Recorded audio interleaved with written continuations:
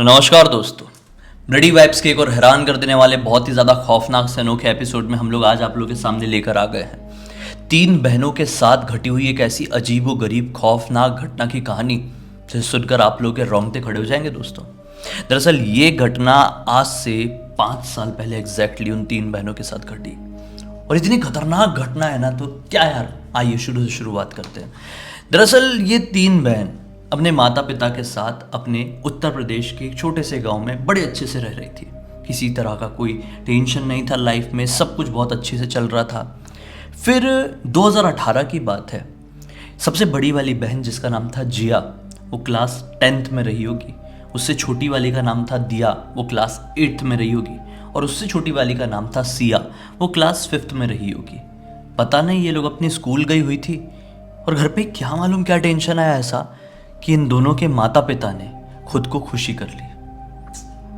पता नहीं क्या हुआ था, ऐसा कुछ पता ही नहीं चला। इन लोग घर में आए तो इन लोग के पैरों तले जमीन निकल गई कि मतलब ये क्या हुआ यार, सब कुछ अच्छा था। रो रो के तीनों बहनों का हाल बेहाल, रो रो के परेशान हो गई क्योंकि कोई भी रिश्तेदार उस समय इन लोगों से इतना ज़्यादा कनेक्टेड नहीं था और बिल्कुल अकेले हो गए। अभी माँ बाप भी उनके नहीं है, कोई उनकी ज़िंदगी में नहीं है। अब जो कुछ भी उनका अंतिम संस्कार वगैरह हुआ वो सब पता है पड़ोसियों की मदद से हुआ। अपने लोग कोई सामने नहीं आए तो तीनों बहनें क्या करती, रो रो के बहुत ज़्यादा कंडीशन ख़राब हो गई थी यार। फिर क्या होता है कि इनके 4 घर बाजू में ही एक अंकल रहा करते थे। उनकी उम्र 55 साल के आसपास की रही होगी। ये अकेले रहते थे। इनके परिवार में जितने लोग भी थे सभी लोगों की एक हादसे में मृत्यु हो गई थी। तो अंकल क्या किए, आए। वो लोग ना इनके परिवार वालों से शुरू से अच्छे से बात किया करते थे और वो अंकल भी अच्छे से बात किया करते थे। तो अंकल आए इन तीनों बहनों के पास एक दिन। तीनों बहनें बड़ी उदास स्कूल जाना बंद कर दी थी। अंकल आके बोलते हैं, बच्चों तुम इतनी ज़्यादा चिंता मत करो, तुम मेरे साथ मेरे घर पर रहो, मैं तुमको अपनी बच्चियों जैसे रखूँगा, चिंता करने की कोई बात नहीं है, सब कुछ ठीक हो जाएगा, चलो। तो लड़कियां भी खुश हो गई, चलो अंकल हमें लेके जा रहे हैं अपने घर पे। लड़कियां, वो किराए का घर था जहाँ पर अभी तक रह रही थी, तो वो अपना घर छोड़कर अंकल के घर पर चली जाती हैं। अंकल बहुत पैसे वाले थे, इनका घर भी बहुत बड़ा था। जब ये लोग उनके घर पर जाती हैं तो देख के मतलब शौक होती है यार, इतना बड़ा घर, सब कुछ है अंकल के पास, तो दूसरी शादी वादी क्यों निकल। खैर बच्चे थे और कितना सोचेंगे, ये सारी चीज़ें ज़्यादा नहीं सोच पाए और मशगूल हो गए।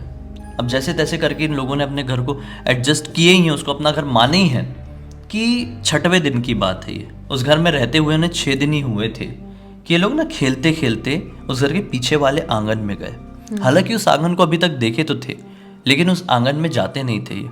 क्यों नहीं जाते थे? क्योंकि अंकल हमेशा से मना करते थे। अच्छा। आज अंकल अपने किसी काम में मशगूल थे तो ये लोग जा पाए उस आंगन में। ये काफ़ी बड़ा आंगन था और उस आंगन के बीचों बीच एक बरगद का पेड़ था, जिसे देखकर ऐसा लगता था कि ये बहुत पुराना बरगद का पेड़ है। इन तीनों ने उस बरगद के पेड़ को ध्यान से देखे और उसके पास बढ़ने लगे।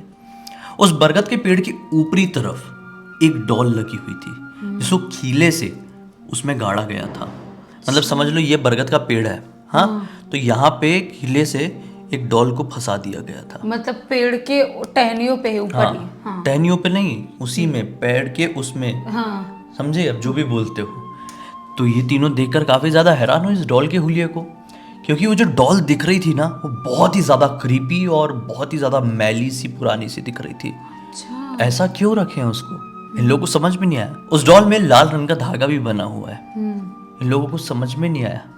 वो लोग सोच के कि ये क्या है, इसे निकाल के तो देखते हैं, उसके पास ही बड़े थे कि पीछे से अंकल की चिल्लाने की आवाज़ आई, तुम लोग क्या कर रहे हो बच्चों, मैंने तुम्हें मना किया था ना उसके आसपास नहीं जाना है, फिर क्यों जा रहे हो। घबरा गए सब, घबरा के भाग के तीनों अंदर चली गई।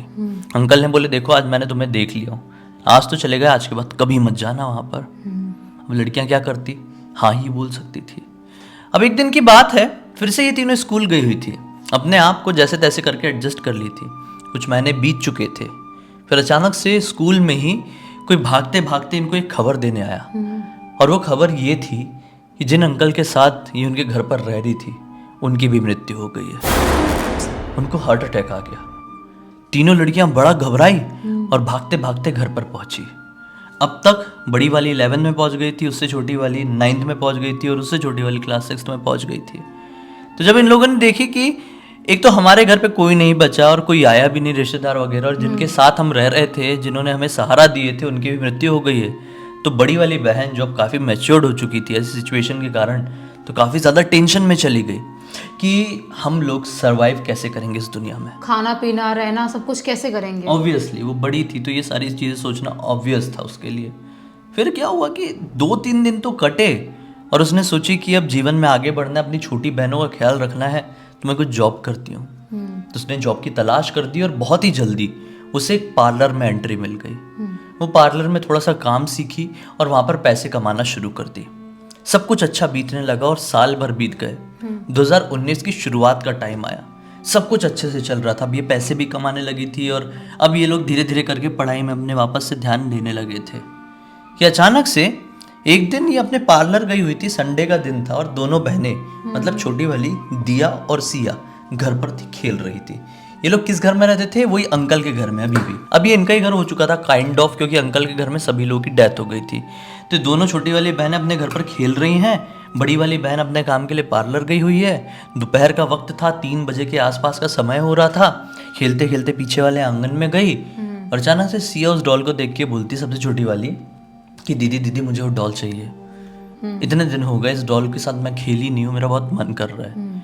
अच्छा, बोलती ठीक है चल मैं निकाल के देती हूँ। वो गई, स्टूल लगाई और चढ़ के वो डॉल निकाल दी।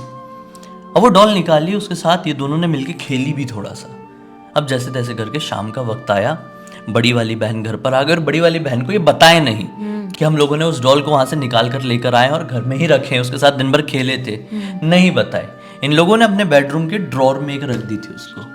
अब बड़ी वाली बहन थोड़ी थकान भरी आई हुई थी, थोड़ा खाना वाना खाए रात का इन लोगों ने और खा पी के सो गए। रात के तकरीबन 12:30 बजे बड़ी वाली बहन को एक सपना दिखाई देता है। वो सपना ऐसा था कि वो लोग अपने ही घर में हैं और जो बीच वाली बहन है वो खून से लथपथ जमीन में पड़ी हुई है और सबसे छोटी वाली बहन जो है उसके आसपास खतरनाक लोग बैठे हुए हैं जो बहुत डरावने दिखाई दे रहे हैं और उसकी बॉडी को उखाड़ उखाड़ कर खा रहे हैं। तो इसने ये सपना देखी तो बहुत ज्यादा घबरा गई और चीख कर तुरंत उठी। तो इसकी चीखने से जो इससे छोटी वाली थी, मतलब बीच वाली बहन थी, जिया के चीखने से दिया की नींद खुली। दिया ने उठ के बोली, क्या हो गया दिया, आप क्यों इतनी जोर से चिल्ला रहे हो? तो वो कुछ बोल पाती उससे पहले उसकी नजर पड़ी अपने बिल्कुल सामने। क्या पाती है कि जो सबसे छोटी वाली बहन है ना, सिया, वो सामने दीवार को जोर जोर से नोच रही है अपने नाखून से बहुत तेजी से। इतने में दूसरी वाली बहन की भी नजर उधर गई। मतलब ये दोनों गहरी नींद में थी, सपने में ये चीख के उठी तो जो बीच वाली बहन थी वो भी घबरा कर उठी, दीदी क्या हो गया। इतने में ये वाली जो बहन थी ना, जिया, उसने सामने देखी, सामने सबसे वाली छोटी वाली बहन ये कर रही है, नाखून मार रही है। इसने भी देखी और दोनों घबरा गई बहुत जोर से। अपनी छोटी बहन को कंट्रोल करने के लिए गई, बोली क्या हो गया, ऐसा क्यों कर रही है? तो छोटी वाली बहन इतनी छोटी थी यार, कितनी 6-7 में पढ़ रही होगी, इन लोगों को गाली देने लगी जोर से। जीवन में कभी गुस्से में भी बात नहीं की थी इतनी छोटी बहन ने, गंदी गंदी गाली देने लगी। उसको जैसे तैसे करके कंट्रोल किए, बड़ी मुश्किल से उसका हाथ वाथ पकड़ के उसको नॉर्मल करके सुलाए हैं कि सुबह होते होते तक सबसे छोटी वाली बहन को बहुत तेज फीवर आ गया, बहुत तेज। ये दोनों तो सो ही नहीं पाई थी। अभी जो बड़ी वाली थी उसको पार्लर जाना था आज, लेकिन नहीं गई। यहाँ पे बहन की इतनी तबीयत खराब है, इतना खराब सपना दिखाई दिया है, नहीं गई। तो अभी दिन के वक्त जो दिया थी ना, मतलब बीच वाली, उसने अपनी बहन को सारी बात बता दी कि हमने ऐसा डॉल वॉल निकाले, उसके साथ खेले, कहीं उसके कारण तो नहीं हो रहा है। तो जो बड़ी वाली बहन थी वो बोलती तुमने गलती की है, क्या कर सकते हैं, हम जहाँ पर रखे रहने दो, उसको अब हाथ मत लगाना। अब जब तक दोपहर का समय आया, छोटी वाली बहन की तबीयत बहुत ज़्यादा बिगड़ने लगी। बहुत ज़्यादा तबीयत बिगड़ी तो इन लोगों को डॉक्टर को फ़ोन करना पड़ा। डॉक्टर घर पे आया, बोला कि यार तबीयत तो बहुत ख़राब है लेकिन कारण समझ में नहीं आ रहे। एक काम करता हूँ, यहाँ पे बॉटल वॉटल लगा देता हूँ, 2 दिन देखेंगे, अगर 2 दिन में आराम नहीं मिला तो हॉस्पिटल में एडमिट करना पड़ेगा क्योंकि तबीयत थोड़ी ज़्यादा ख़राब हो रही है। तो डॉक्टर अंकल ने वहीं पर उसको इंजेक्शन वगैरह दिए, बॉटल वगैरह लगा दी और चले गए। लेकिन रात भर में तबीयत और भी ज़्यादा बिगड़ गई और जब अगला दिन निकला तो कंडीशन बहुत ही ज़्यादा वर्स्ट जैसी हो गई और ये अभी भी पार्लर नहीं जा पाई। बड़ी वाली बहन ने फिर से डॉक्टर को फ़ोन की, डॉक्टर ने बोला मैं आता हूँ। घर का दरवाज़ा नॉक हुआ, दरवाज़ा खोली तो डॉक्टर अंकल नहीं बल्कि पार्लर का मालिक आया हुआ था। अच्छा। ये 3 दिन से पार्लर नहीं जा रही थी ना अभी, तो पार्लर का मालिक आ गया। बोले क्या हुआ, तुम क्यों नहीं आ रही हो? तो वो पार्लर का मालिक बहुत अच्छा था नेचर में। उसको अंदर बुलाई जिया ने और बोली बैठो, मैं आपको बताती हूँ पूरी बात। फिर पूरी बात बताई। तो पार्लर का मालिक क्या बोलता है कि ये कुछ बाहरी हवा है, ये एक नॉर्मल चीज़ नहीं है। तुमको इस चीज़ को ठीक कराना है तो डॉक्टर के पास नहीं, बल्कि किसी तांत्रिक या ओझा के पास जाना चाहिए। ये बोलती है ठीक है, आप किसी को जानते हो तो हेल्प कर दो, क्योंकि हम तो बच्चियाँ हैं, हम कहाँ से जानेंगे ये सारी चीज़ें। तो वो ना एक कॉन्टैक्ट नंबर देता है, बोलता है इसमें बात करो, मेरे सामने ही बात करो। ये फ़ोन लगाती है और बात होता है। वो अंकल जो तांत्रिक अंकल थे वो भी हाँ बोल देते हैं, ठीक है मैं आता हूँ घर पे। वो घर पर आए, बच्ची को दिखाया गया, सबसे छोटी वाली बहन को। तो देखते से क्या बोल दिया पता है, इसके अंदर एक नहीं बल्कि 6 खतरनाक आत्माओं का साया है। बहुत ही खतरनाक आत्मा है, और वो जो आत्माएं हैं इस घर को बहुत अच्छे से जानती हैं। अब इसके शरीर में क्यों आई है, इसके साथ ऐसा क्यों हो रहा है, इस चीज़ को समझना है तो हमें एक अनुष्ठान करना पड़ेगा। उन्होंने क्या किया कि हवन वगैरह शुरू कर दिया। 1.5 घंटे 2 घंटे की प्रोसेस थी। 1.5-2 घंटे बाद ये अनुष्ठान जब ख़त्म हुआ तो उन्होंने बताया कि दरअसल ये जो 6 आत्माएं हैं वो इस घर की मालकिनें हैं, उनका ही घर है ये। अच्छा। और तुमको यहाँ पर किसने रहने को बोला, तुम यहाँ पर आए कैसे, ये बताओ पहले। तो बड़ी वाली बहन सारी बात बताई तांत्रिक को कि ऐसा ऐसा हमारे मम्मी पापा की डेथ हो गई, फिर ये अंकल ने हमें गोद लिए थे एक तरीके से, फिर उनकी भी डेथ हो गई। तब तांत्रिक बाबा बताते जिस अंकल की तुम बात कर रहे हो ना, उसके मन में तो खोट था बहुत पहले से। वो जो अंकल था उसकी नज़र सबसे छोटी वाली जो बहन है ना तुम्हारी सिया, इसके ऊपर थी। उसने जब से शायद सिया को देखा था ये सोच लिया था कि मैं अपने काले जादू के लिए इसको सेक्रीफाइस करूँगा। और ये जो घर में जो 6 लोग थे, मतलब उसके परिवार वाले, जिनकी सब लोग समझते हैं अकाल मृत्यु हुई है, सडन डेथ हुई है, ऐसा कुछ भी नहीं है। उन लोगों की मृत्यु उसी आदमी के जो ब्लैक मैजिक या फिर वुडू मैजिक कहा जा सकता है, जो ऐसी चीज़ें होती है, मतलब खौफनाक चीज़ें, तंत्र साधना है, उसकी वजह से हुई है। और उसने उनकी आत्माओं को कैद कर लिया एक वस्तु में। बोले वो वस्तु एक बार मिल जाए तो सारा मैटर समझ में आ जाएगा। बड़ी वाली बहन जिया बोलती है कि नहीं, वस्तु हो सकता है, वो डॉल तो नहीं है। तो फिर ये डॉल की पूरी बात बताती हैं। वो बोलता है कि ज़रूर डॉल में हो सकता है, डॉल को लेकर आओ। डॉल को सामने लाया गया। वो देखते से ही बोल दिए कि हाँ वो यही डॉल थी जिसके अंदर वो 6 आत्माएं कैद थी, जिनका ये घर है। अब जो उसका ब्लैक मैजिक का असर है तुम्हारी बहन के अंदर भी आ गया है, तुम्हारी बहन भी अब ख़त्म हो जाएगी, नहीं बचाया जा सकता। तो दोनों बहनें बड़ी वाली रोने लगी ज़ोर ज़ोर से कि हमारी छोटी सी बहन इसने क्या की थी बेचारी ने, जो ऐसा कुछ हो गया, हमारे ऊपर तो कितने मुसीबतों के पहाड़ टूट पड़े। तो बाबा क्या बोलते हैं कि एक ही तरीका है, इतना परेशान मत हो। अगर वो तरीका से सब कुछ ठीक हो गया ना तो फिर जीवन में तुम्हारा कोई कुछ नहीं बिगाड़ सकता।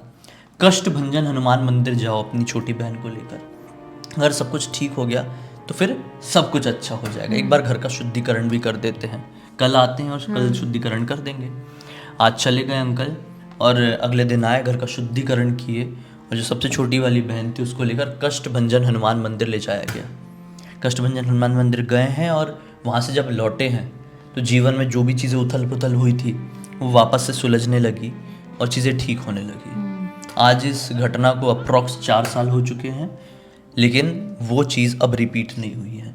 ये तीनों बहनें उसी घर में अभी भी रह रही हैं और अभी तक इन्हें कुछ भी एहसास नहीं हुआ है और कुछ भी ऐसा दिखाई नहीं दिया है या फिर कुछ भी ऐसा गंदा सपना नहीं आया है। लेकिन आज भी तीनों बहनें जब उन रातों को याद करती हैं, उन दिनों को याद करती हैं तो सिहर सी उठती है, क्योंकि वो टाइम इनके जीवन के लिए बहुत टफ टाइम था। 2018 और 2019 इनके जीवन के लिए कुछ ऐसा समय था जो भगवान ना करे किसी के भी ऊपर आए। वही तो, मतलब सोचो, कभी कभी ऐसा होता है कि अपन को लगता है कि ये इंसान अच्छा होगा या जो भी बंदा या बंदी अच्छे होंगे, लेकिन नहीं पता कि उसके मन में क्या खोट है या वो क्या करना चाहता है। ये बेचारों तीनों उनके पास, उस आदमी के पास इसलिए रहने के लिए आई क्योंकि उनको लगा कि हमको गोद लिया है, हमको पालना चाहता है, लेकिन उसके मन में खोट था इनकी छोटी बहन को ख़त्म करने का। सही बात। लेकिन वो भगवान ऊपर वाला इतना भी गलत किसी साथ नहीं होने दे सकता है, इसीलिए उससे पहले ही वो खुद ही ख़त्म हो गया और ये तीनों बहनें बच गई और अभी भी उनकी ज़िंदगी अच्छी खासी कट रही है। किस्मत अच्छी थी और हम कामना करते हैं कि आगे भी इसी तरह से सब कुछ ठीक रहे उनके साथ। आप लोगों ने इस वीडियो को देखे हैं, कोई सीख मिली है तो लाइक ज़रूर कर देना। इसमें जो नाम हमने लिए थे सब चेंज्ड नेम थे, क्योंकि जिसने ये कहानी लिखकर भेजी बीच वाली बहन ने, वो नहीं चाहती थी कि हमारी सच्चाई दुनिया के सामने और लोग हमें जज करें। वो वो सिर्फ एक मैसेज पहुंचाना चाहती थी इस कहानी के जरिए, जो हमने आप लोगों को पहुंचा दी है। अब तक वीडियो को देखे हैं तो लाइक जरूर कर देना, चैनल को सब्सक्राइब करके बेल आइकन दबा के ऑल के ऑप्शन में क्लिक करना, क्योंकि इसी तरह के हैरान कर देने वाले खौफनाक वीडियोस डेली आप लोग के सामने लेके आते रहते हैं। इंस्टाग्राम की लिंक इस वीडियो के डिस्क्रिप्शन बॉक्स में मिल जाएगी, क्लिक करके डायरेक्टली वहां पर पहुंच जाना। और इसी तरह की कोई भी कहानी, टॉपिक या जानकारी आप लोग के पास भी है तो लिख भेजना, हो सकता है हमारा अगला वीडियो आप लोगों के हिसाब से ही बन रहा हो। तो चलिए कल फिर से मिलते हैं, तब तक के लिए बहुत बहुत धन्यवाद। आप लोग का दिन शुभ हो।